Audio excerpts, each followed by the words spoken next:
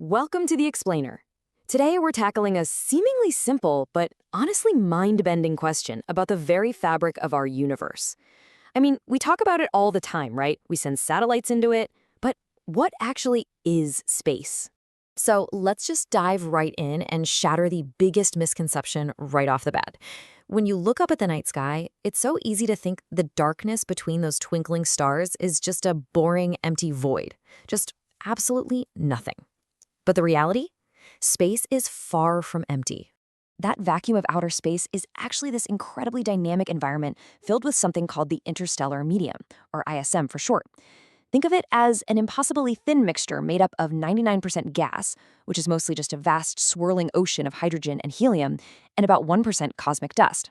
Now sure, it's extremely dispersed. We're talking an average of just one single atom per cubic centimeter. But over the unimaginably vast distances between stars, all that microscopic matter really adds up. And what's truly magical here is that this interstellar gas and dust, it isn't just floating around aimlessly. It actually recycles itself. It clumps together under the force of gravity to form these massive, beautiful clouds called nebulae, which then ignite to become brand new stars and planets. Which means you are intimately and physically connected to the deep cosmos right now. Literally, the atoms in your body were once part of a nebula. The carbon, the oxygen, the iron in your blood, all of it once belonged to the recycled remains of ancient stars that lived and died billions of years ago. Okay, so to really grasp this, we need to scale the cosmos and find our exact cosmic address. If we step back from Earth, way past the planets, we hit the icy, distant boundaries of our solar system, known as the Oort cloud.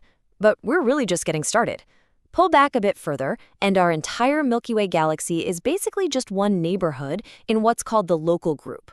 Zoom out again. That local group is just a tiny speck within the Virgo supercluster. And finally, if we pull back to an almost unfathomable scale, we find ourselves tucked inside the staggeringly massive Laniakea supercluster. Which brings us to the universe's secret recipe. What is all of this actually made of? Well, get ready for a pretty shocking realization.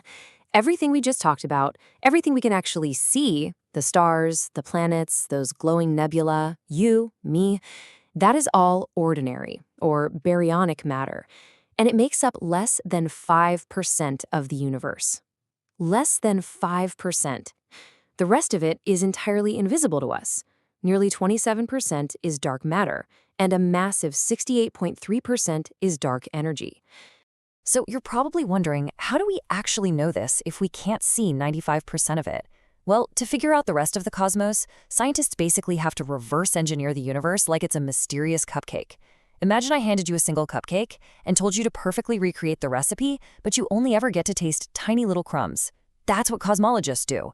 They observe the slim samples of data we can see, like how fast galaxies spin or exactly how light bends around them, to uncover the completely invisible ingredients shaping the batter of our universe. And through this painstaking process, we've learned that these unseen forces are locked in this epic cosmic tug-of-war. Dark matter essentially acts as the gravitational bones. It's this invisible scaffolding actively pulling matter together and holding galaxies intact.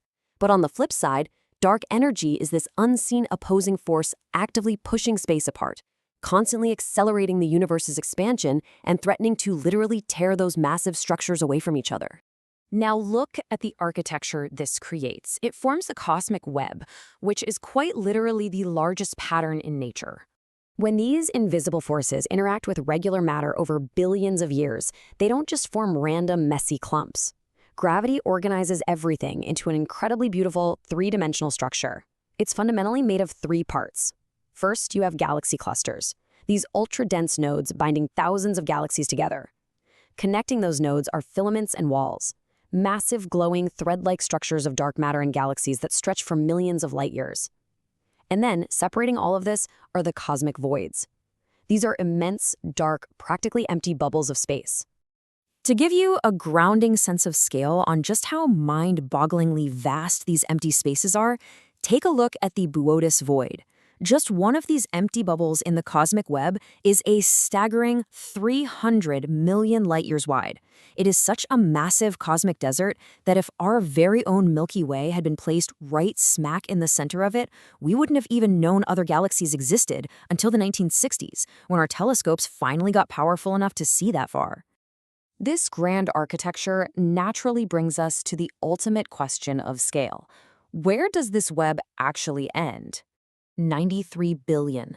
That mind-bending number, 93 billion light-years, is the co-moving diameter of our observable universe.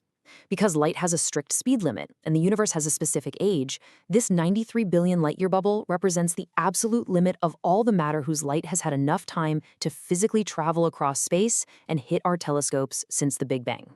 And when we crunch the numbers on this massive spherical volume, it paints a pretty incredible picture. This observable space, again, has a diameter of 93 billion light-years. It's been expanding and evolving for almost 13.8 billion years, and it holds roughly 1.5 times 10 to the 53rd kilograms of ordinary matter. Just to put that into perspective, that is a 15 with 52 zeros after it. It's absolutely wild. But here is the truly heartbreaking reality of an accelerating cosmos, driven by that dark energy we were talking about earlier.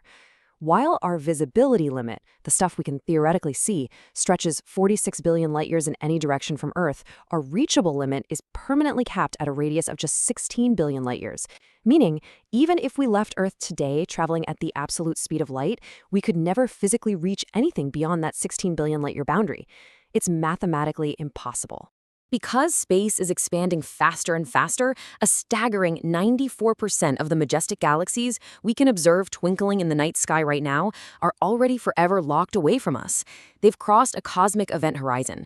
We can see their ancient light, sure, but the actual space between us and them is stretching so rapidly that we can never, ever reach them.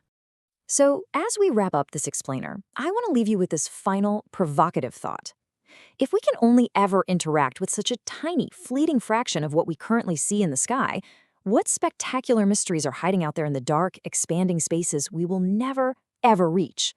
What massive, unbelievable structures lie quietly just beyond the edge of our cosmic horizon?